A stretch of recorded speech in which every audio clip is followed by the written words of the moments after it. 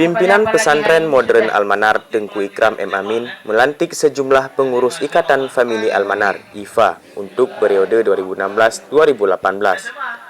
Pelantikan tersebut disaksikan langsung oleh seluruh santri dan Dewan Guru Pesantren Modern Al-Manar. Periode pertama itu kegiatannya banyak berkisar tentang.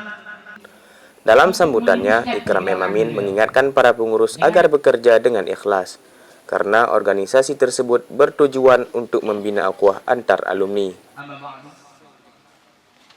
Kalau kita sudah siap menjadi ketua IFA, harus siap berjihad, harus siap berkorban waktu, berkorban tenaga, bahkan nyawa kita korbankan untuk pesantren.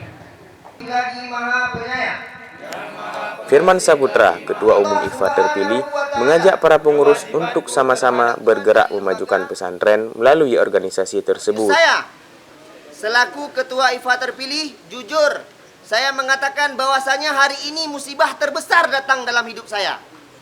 Karena bagi saya, amanah dan tanggung jawab ini merupakan hal yang begitu besar, yang tidak bisa saya pikul.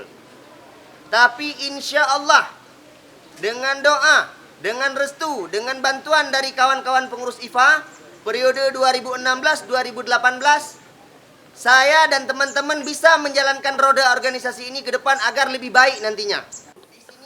Ikatan Famili Al-Manar merupakan organisasi perkumpulan alumni Pesantren Modern Al-Manar Aceh Besar yang dibentuk pada tahun 2008. Sebelumnya, IFA ini dipimpin oleh Muhammad Amirza, dan kegiatan yang sering mereka laksanakan umumnya bersifat sosial. Dari Aceh Besar, Syafrizal melaporkan.